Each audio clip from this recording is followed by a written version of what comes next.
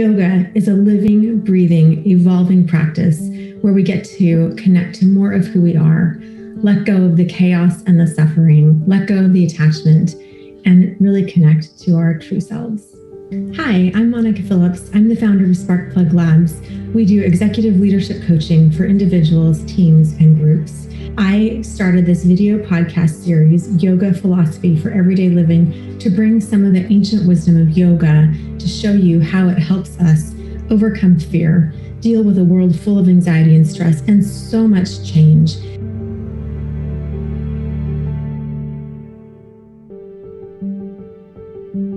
Hi, I'm Monica Phillips. Welcome to Yoga Philosophy for Everyday Living. I am pleased to welcome back Jeanne Heilman for this second season of the show. Welcome, Jeanne. Thank you. So nice to be here. Thank you for having me. We are going to talk about the doshas and the gunas. And you shared something on Instagram, which was perfect. And it was about the doshas, Vata, Kapha, and Pitta, which we'll do, and communication. And Yes. it did it so perfectly. And I thought, I want everyone to hear this because I see this in the workplace where I coach executives and I meet people, and we're coming in to these spaces where we're talking about a lot of lofty ideals, but we're not really seeing each other. So that's what led me to this topic. I'll just share a little anecdote.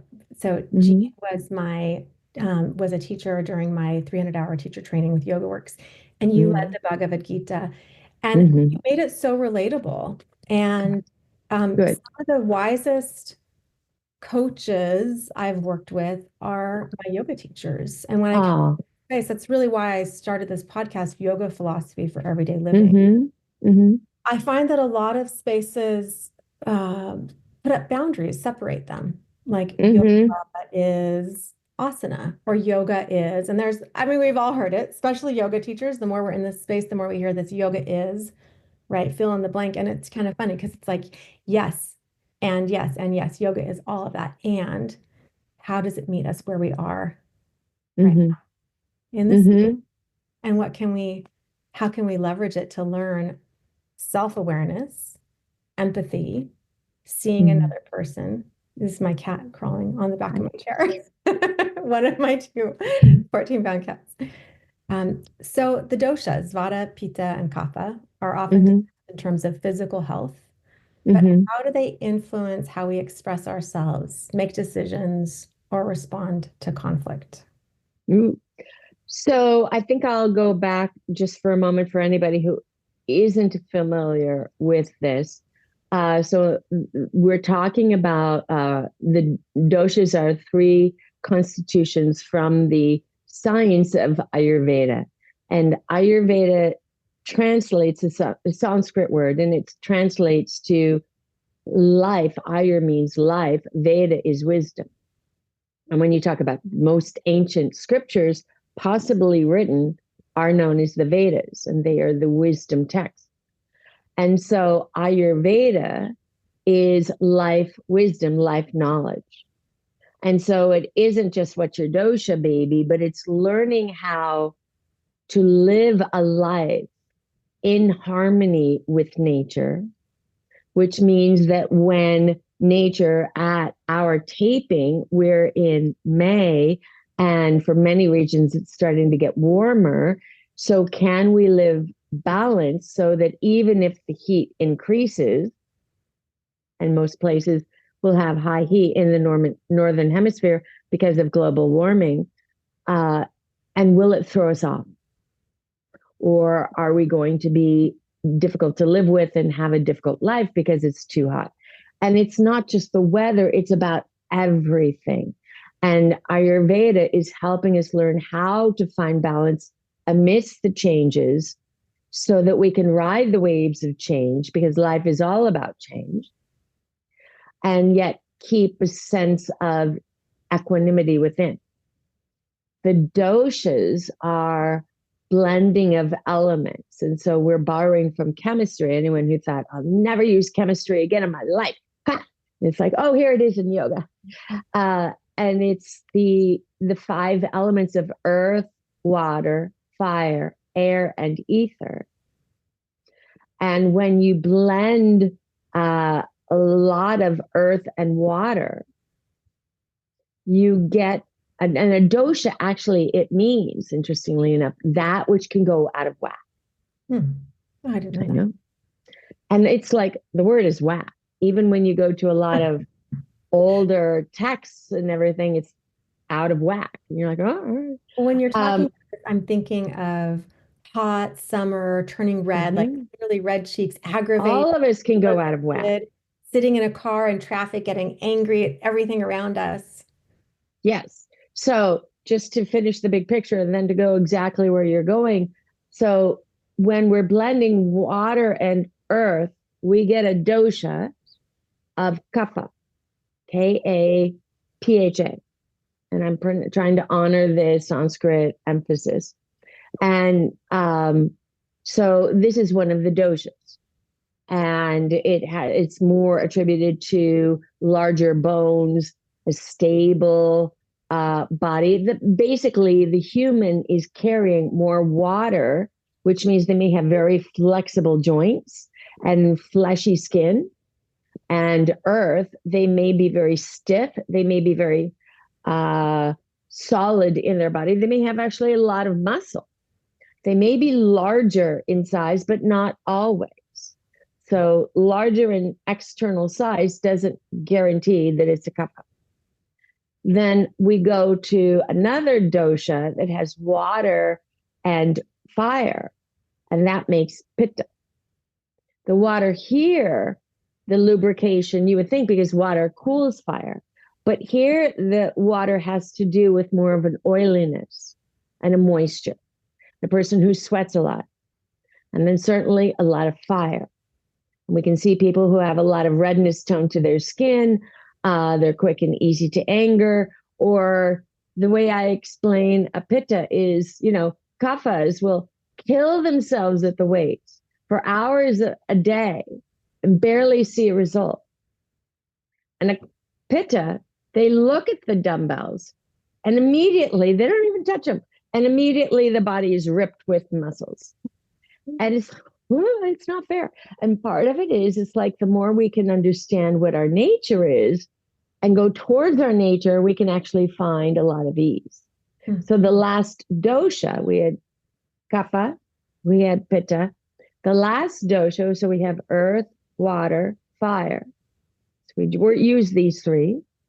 And so you'd think, okay, well then fire and the next is air, but it skips and it goes air and ether. So this is known as vata. So a body that has a lot of air and a lot of ether meaning space, gaseous stuff as well, not farting so much, but passing gas, but more just, it can lead to bloating, but it's also just spaciness in the mind. Mm-hmm. And, or in the communication. And so that person has no earth, no fire, and no water, so not much flexibility. So that type of body tends to be thinner in structure, mm-hmm. and also tends be creative, and the mind is elsewhere, not always thinking. So we have these three doshas. And so the video that I did about how to talk to a dosha, if you're working with someone who is kapha, so they have a lot of earth, a lot of water. Kaphas, in the workplace, kaphas are excellent hard workers. They will stick on a job until the end. Even when it gets really difficult, the Vatas are like, I can't do it, and I want to move up. And the pittas are like, it's not going my way if you're not doing it my way, because pittas can be very fiery, and they have clear vision. Leaders are pittas can be excellent leaders. Kaphas are like the ones, okay, I will do the work and I will get it done. And so you always want kaphas on your team. And they're also loyal and loving. But with all this earth, with all this water, they can tend to move slow. And I gave the example of someone who chooses words slowly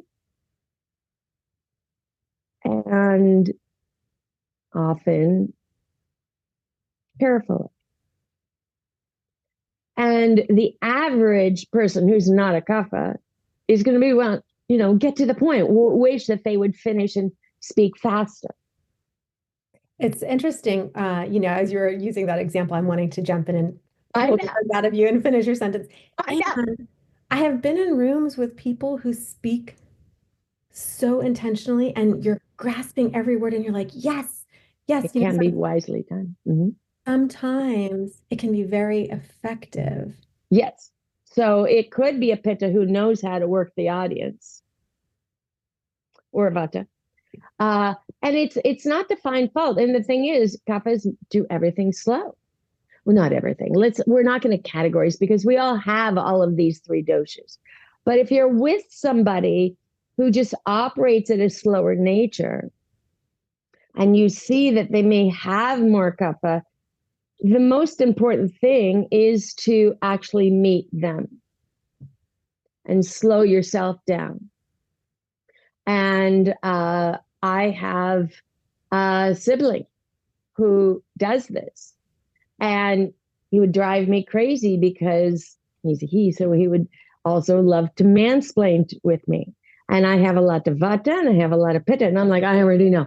And yet when I would cut him off and, want to finish the sentence, I hurt him and it disrespected him. And when we understand this, it's really an excellent challenge for us, because however we're wired, we're going to be challenged with the dominance of another dosha that doesn't match us. You and I have more vata and pitta, so we can just jabber easily. But if we're with someone who does operate more thoroughly, more concisely, or like that at home or in the office, the most important thing is if we can adjust to meet them, we grow.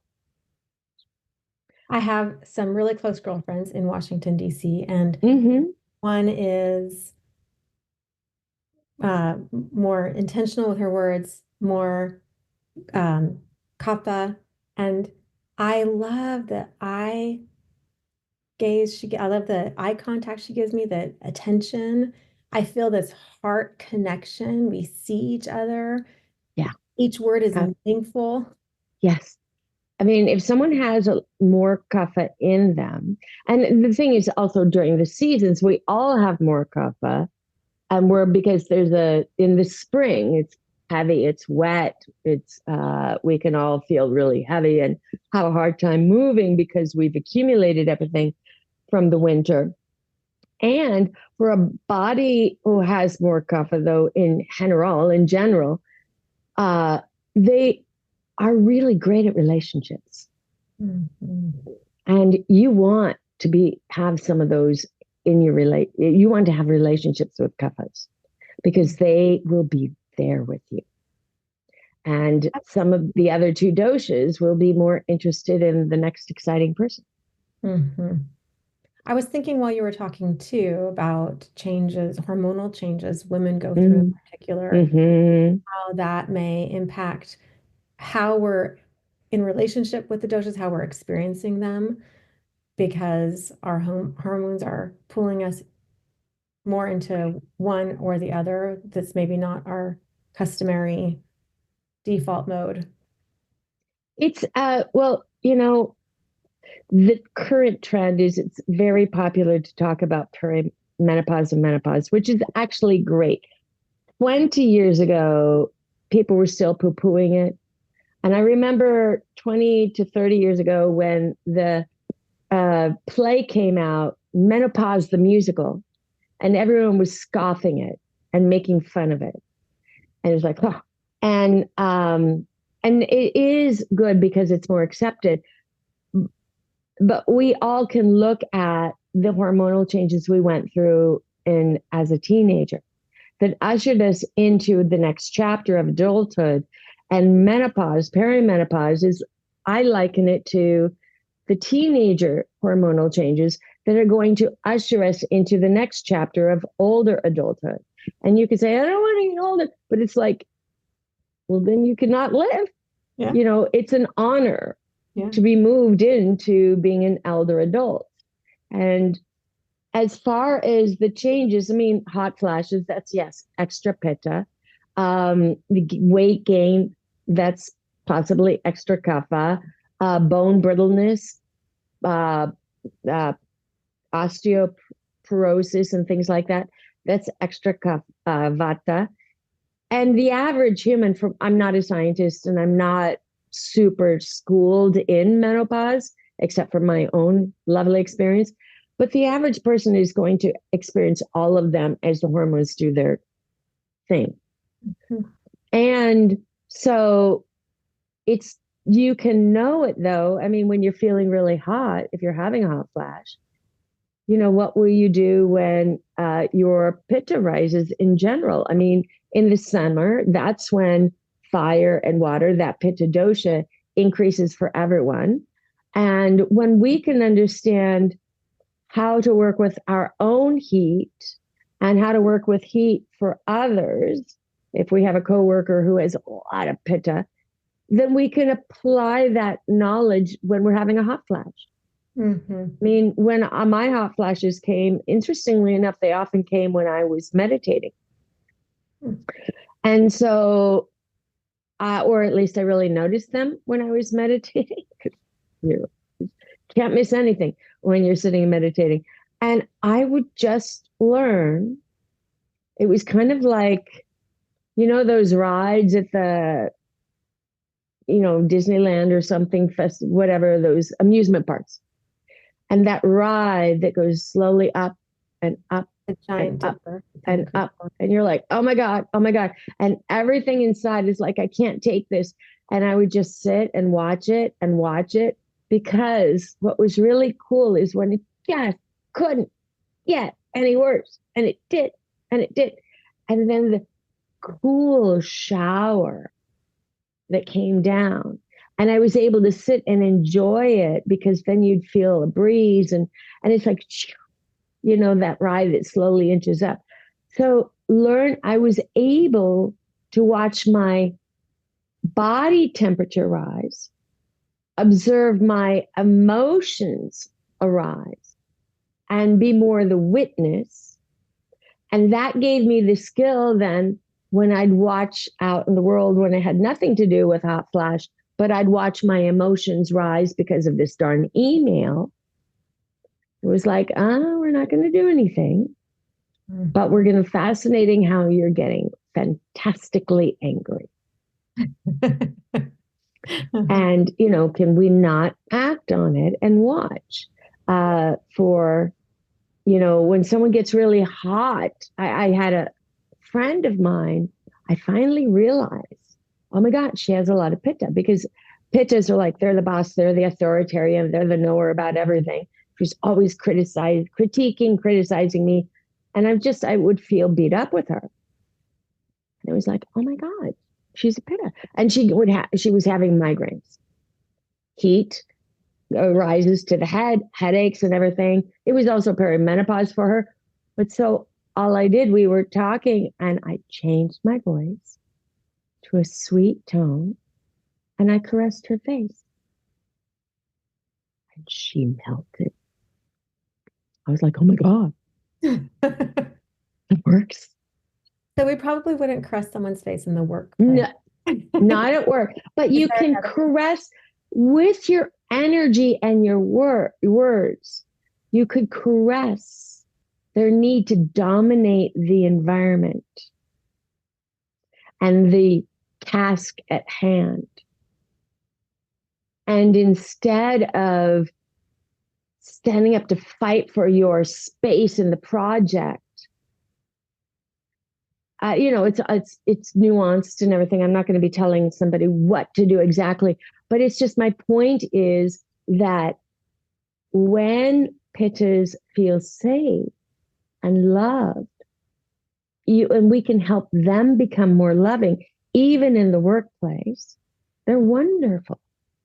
And then they can lead from a supportive, open heart instead of grabbing, because when pitta is really high, there's going to be a lot of competition and a lot of criticism.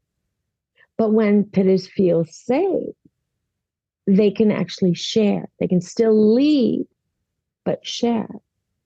And so softness, kindness, and there can be a way to find femininity in a very demanding workforce that requires masculine energy from all genders. It's like weaving in a sliver of femininity to soften the harshness, because pittas, if they're really being this harsh, they're probably really hard on themselves. Right. And so it's offering that, softness. I really like inviting in this sense of energetic self. Can we bring in the gunas to the conversation? So, okay, yes. And I'll just finish in case anyone's wondering, with Vata, if you have a Vata in your environment, they're going to be all over the place. And they're doing this and then they're doing that. The Vatas don't always finish their tasks. They have a hard time finishing, and they're on to the next new idea because Vatas are up in the air. And so they're the wonderful dreamers. They're the wonderful people you want in your company. They're coming up with new ideas of what to do. But they're, having them complete something, they're like bored to tears. They're on to the next thing. With the Vatas, I have often tried to just catch them with my eyes and hold their gaze to get them grounded. I also sometimes drop the tone of my voice to get them to be with me. With the pitta, I'm going to speak a little softer. It's okay. And then with doshas, I'll listen more than talk. So learning how to do that will help the Vata be grounded and feel safe to be with someone. Mm-hmm. So these are how to work with the dominance of a certain personality that you may have at work or at home, when you're like, oh my God, the person's never here. Or, Vatas can also like that. I feel like and you're like, what? Finish your sentence, add more words. I don't know. You're like, well, when he went home and then and you're like, no, I don't know. I need words. Yeah. You see me, you get me. I have a lot of Vata Pitta, and I have been known to be relentless in my pursuit to finish something, like maybe a workaholic is not the greatest term, but really like actually immense satisfaction in seeing something through. So I can be, yes, up here, big idea. As my coach would say, like, I've got so many ideas, like I need to schedule them out 2-3 years, right? So focus on this one. She says, just get one podcast done over the next 2 weeks. Oh, okay. Mm-hmm. I don't need to schedule 5 right now. Okay, I'll do one. Mm-hmm. Mm-hmm. Right. And so I guess situationally, you could see someone flow through, but since we all have all 3.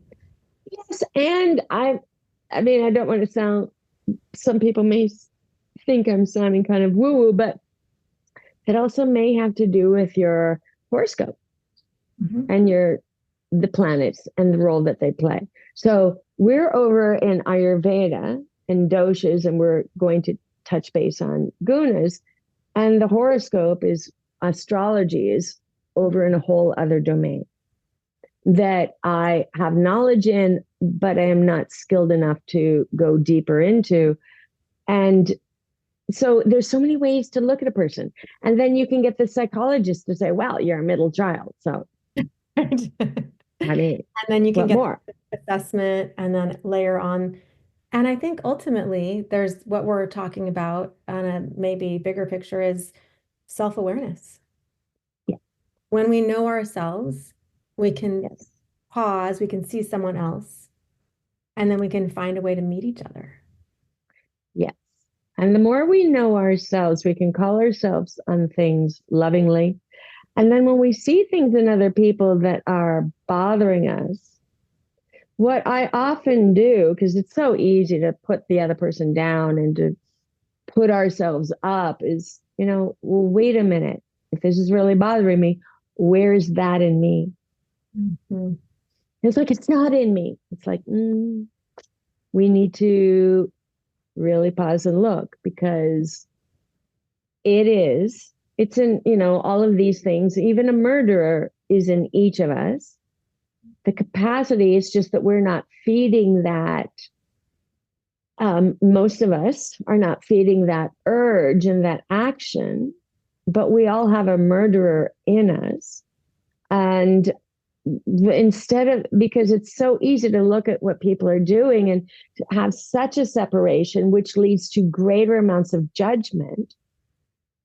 And the more if we see it within ourselves, and we can, okay, we can start to have a sense of empathy for the person. We don't have to agree with them. There are politicians I don't want to have any empathy for.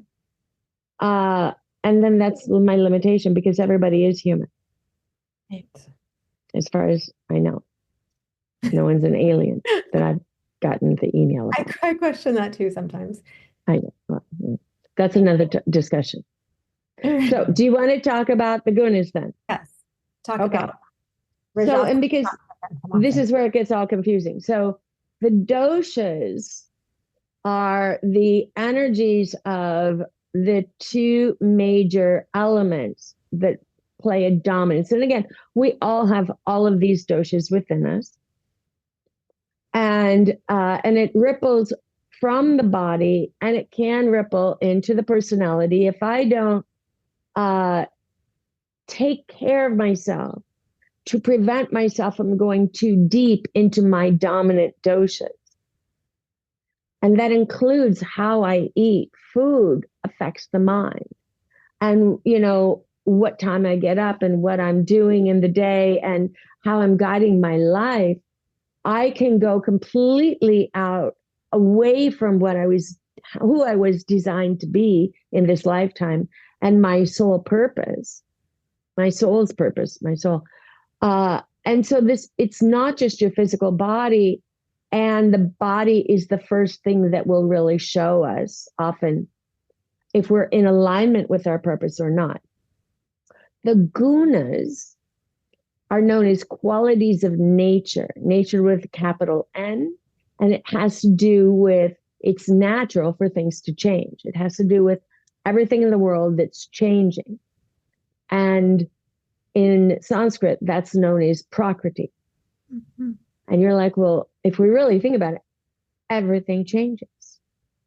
And it's natural for things to change. As much as I don't like it, my hair is going to get gray, and it's natural. My body is going to have saggy skin, and my bones and organs are going to break down, and that is natural. And it's much whenever I catch myself, when I see a little bit of a wrinkled skin, and I'm older now, but I'll be like, oh, Jeanne, you didn't do a good job to take care of your skin. It's like, wait a minute. It's natural. It's supposed to happen. I mean, still take care of yourself, but it's natural. I'm not supposed to be walking around with the skin of a 20-year-old right now. That's weird. So everything changes except for one thing. In this philosophy, the one thing that doesn't change is our soul. And it's with the perspective and the belief of reincarnation. And if some people don't believe in that, that's okay. But just to understand what other people believe, or just to go with us. So everything else, your thoughts, your viewpoint in the world, the weather changes, the environment, the building you are in was different 10, 20 years ago. It will be different in 10 more years, 100 years ago. Everything changes, and it's natural to change. And the gunas, these qualities, are the three ways that things change, and they originate in the mind. And so that does not work with any of the elements. But they're similar. So when we looked at kapha with earth and water, and someone who can be somewhat slower moving, or very thorough in their work, can work long hours, can finish a project, wonderful in relationship. The somewhat seeming comparison in the world of gunas is tamas, Tamas. And tamas is described as being stable and steady and solid.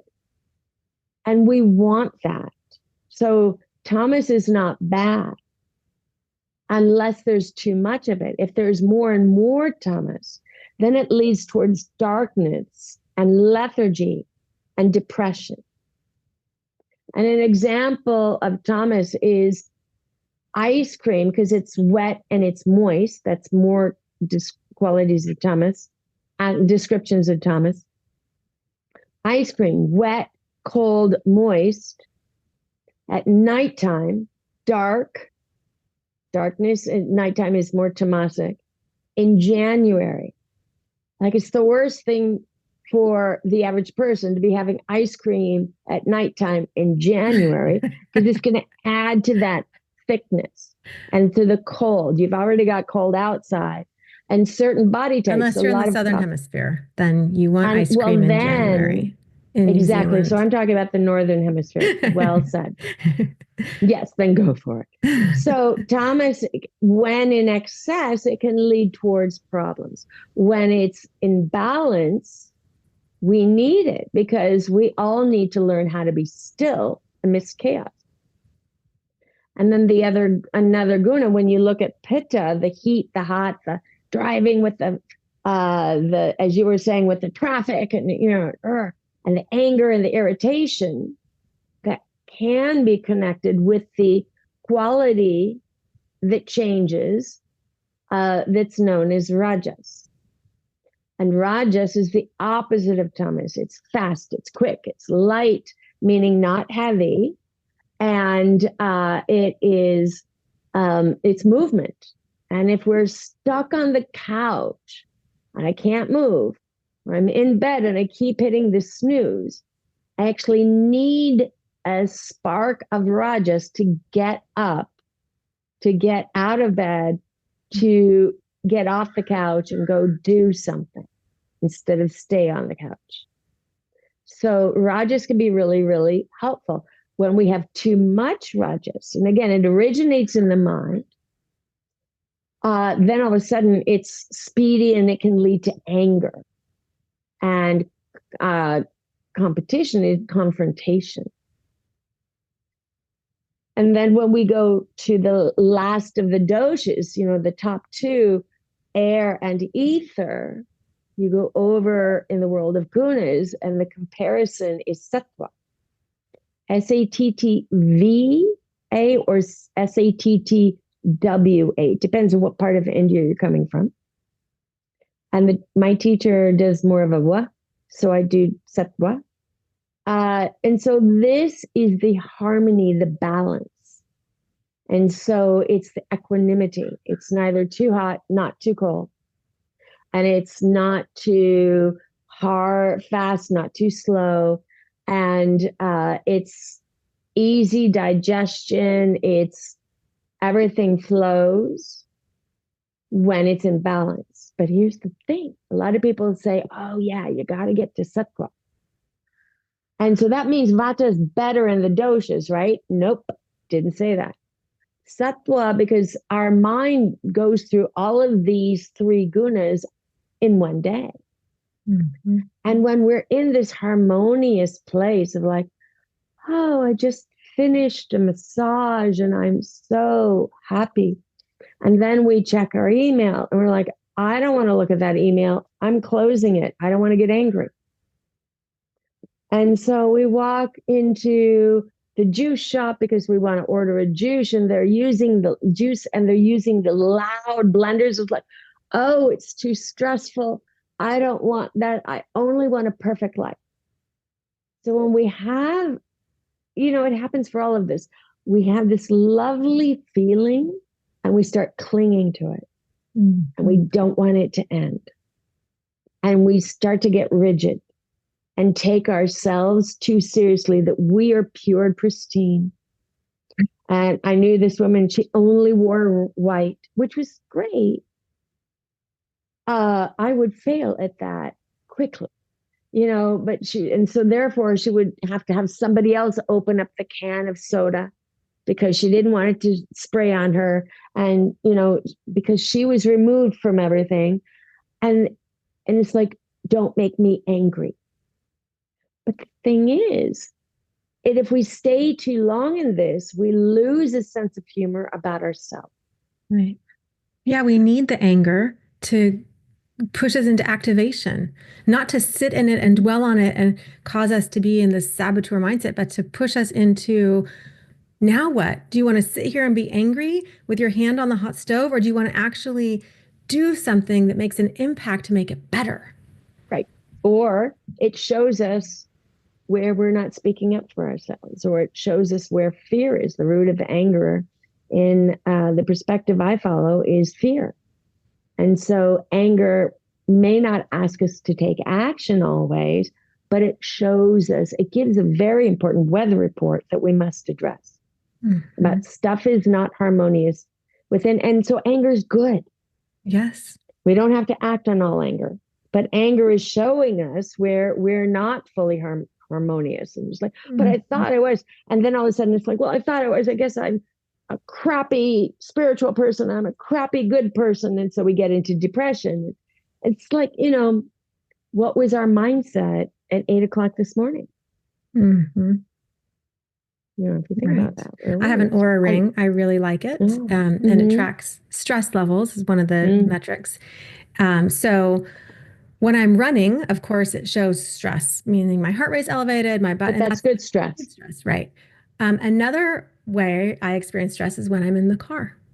And I love this example of like when people say like, oh, I can't see it, right? But if you close your eyes and you think of something stressful, your heart rate will rise. And so we have this complete somatic experience, and we can see, if you have an aura ring, you can see your heart rate is up, but you can feel it. You don't need a ring to know this happens, right?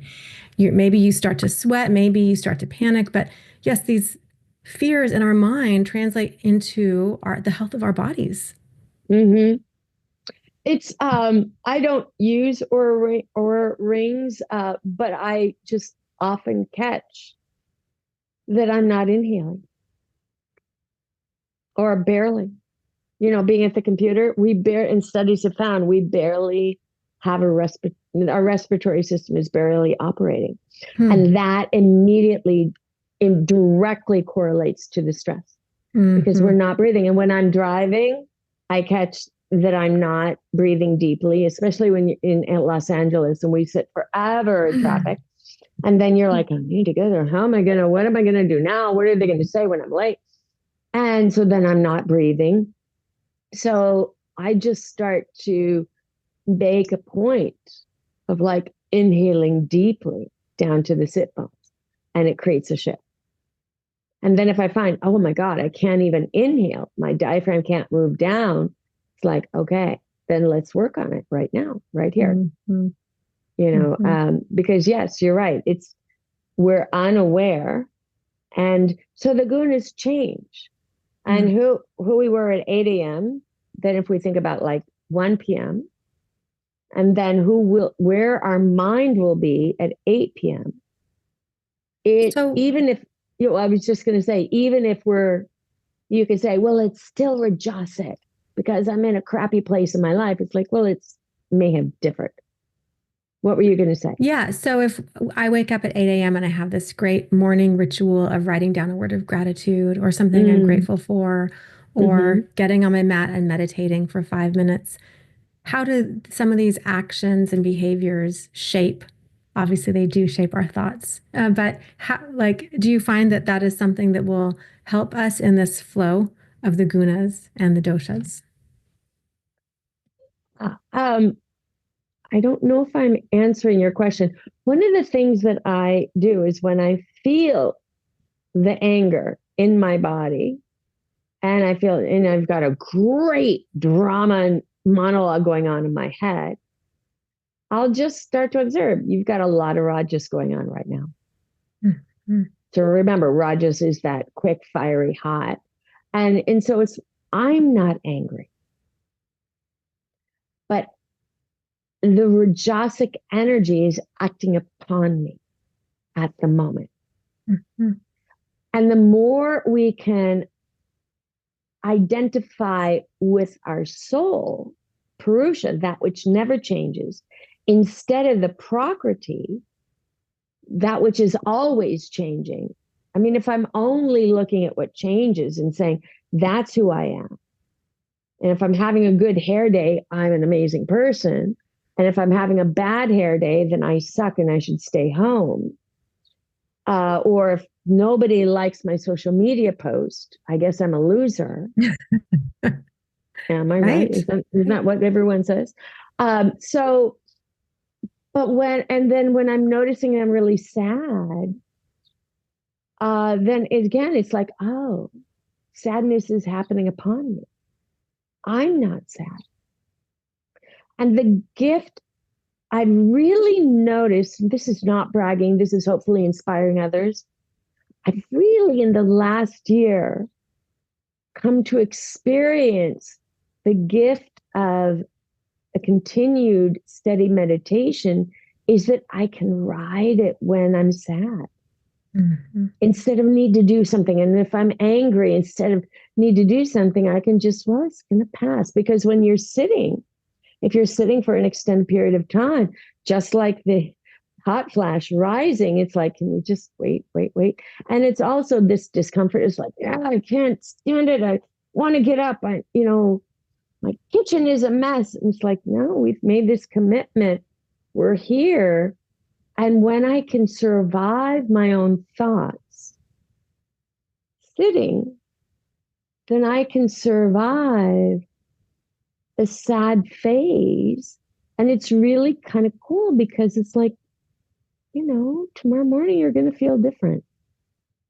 Can you get through this evening instead of reaching for the pacifier, whatever that is, whether it's food or drugs or alcohol or shopping or filling it with people that you're just using to fill the space because you're afraid to be alone, or extra exercise or whatever. And it's like, can you, and sitting with it, and you don't have to completely be with it, but it's just like, it's not the only story about your life.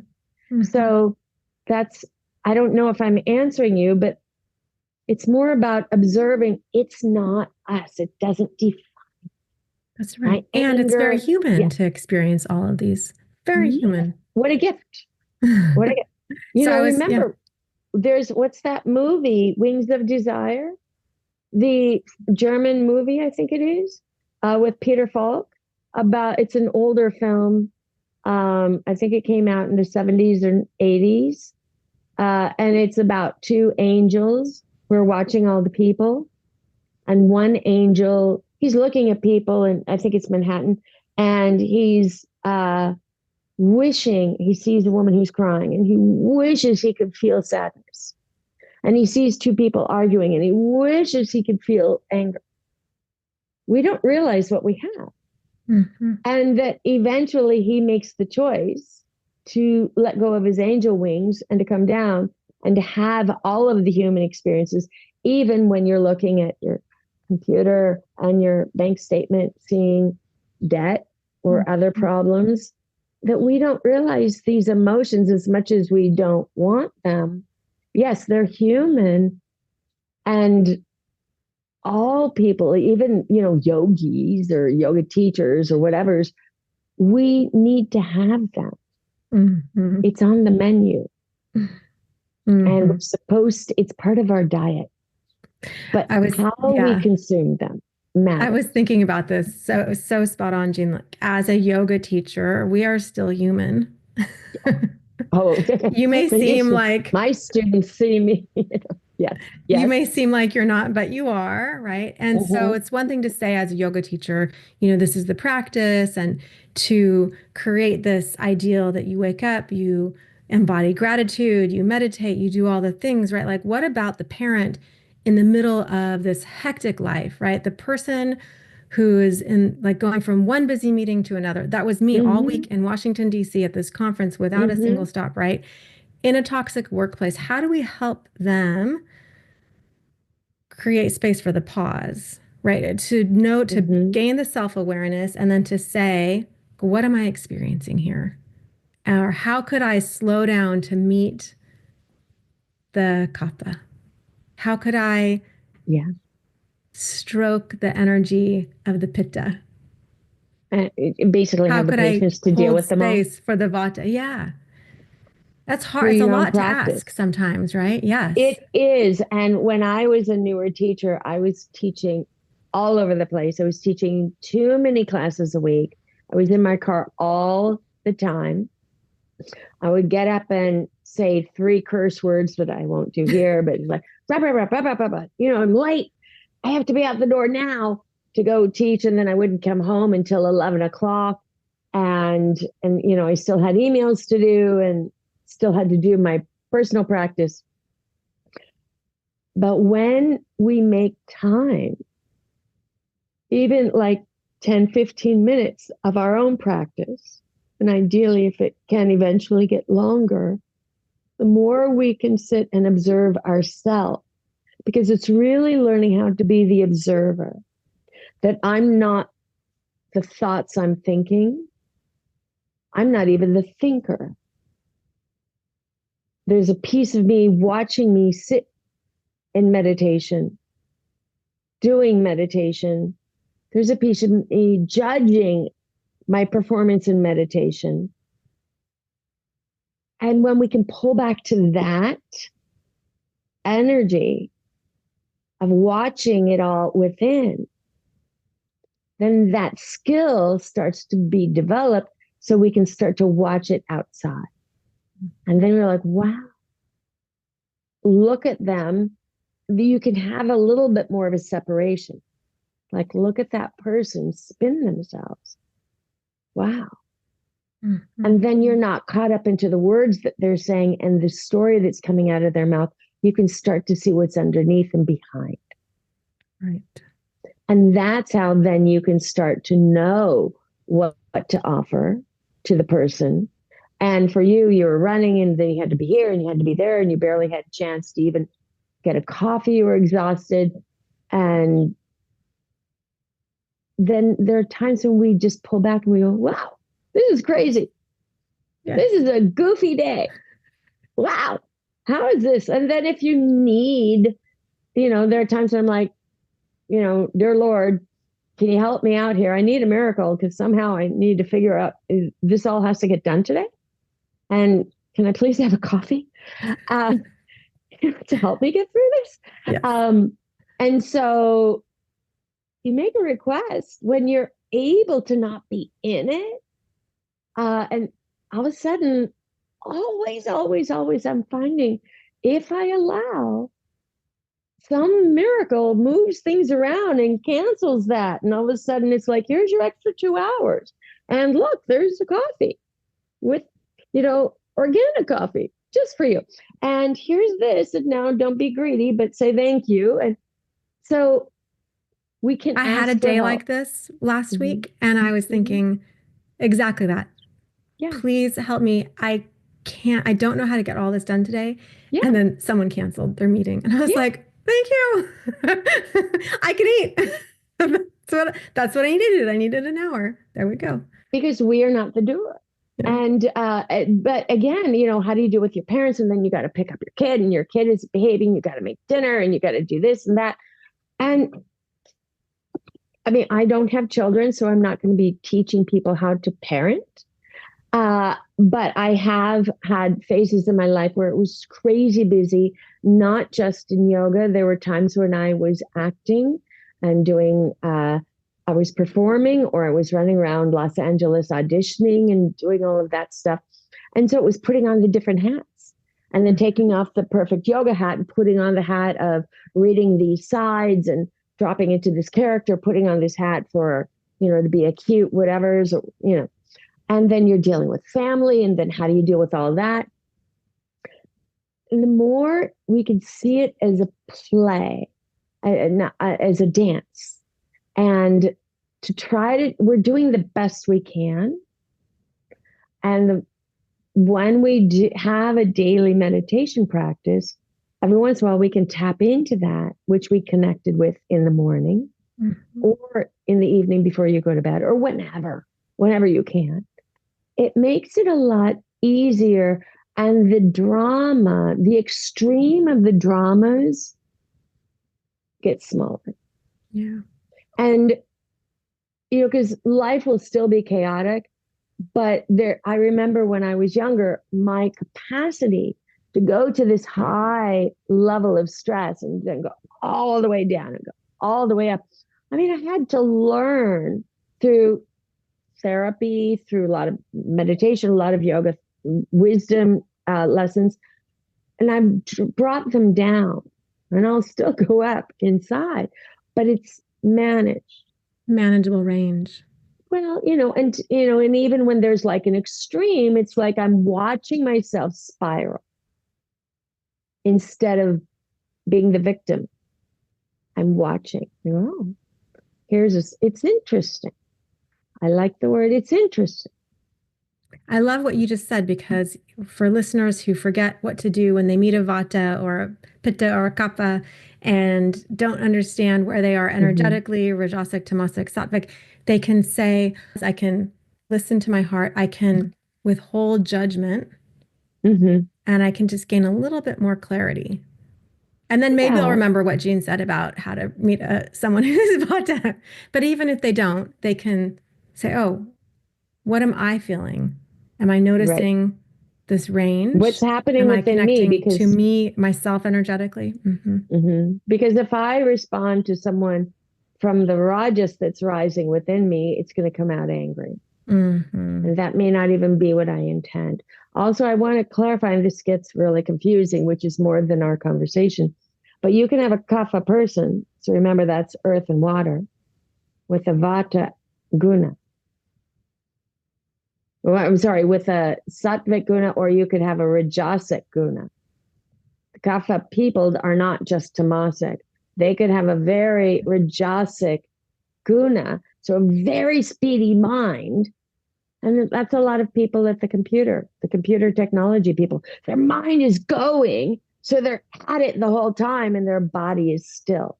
And so then the body gets more and more still, doesn't move, not good for all 10 systems of the body, because their mind is using up all the calories in the brain. Well, that's a plug for yoga, because we need to fortify the bodies through asana, and we need to reduce the chatter in the mind through the breath and all of it. Yeah. Yes. Thank you. I always love seeing you. It's such a pleasure I learn so much from you always. And thank you. I'll share all of your links. Thanks. I think it's JeanneHeilman.com, right? JeanneHeilman.com. Yeah. And everything is there, and more will be coming shortly. Yeah. Your newsletters are fantastic, as well as your posts. Thank you. I love them. I appreciate that. And anyone who's interested for the newsletter, you can sign up. I don't send that many, and I always make sure to offer something, even if you can't practice or whatever, to learn from, or an inspiration, or some sort of educational piece. So it's not a waste of time to read it, hopefully. Well, thank you, Jeanne. Thank you, Monica. What a treat. Have a great rest of your evening. Thank you. Appreciate all your time. Subscribe, like, and share this podcast with a friend. And please send me your feedback. I would love to hear from you. You can learn more at sparkpluglabs.co.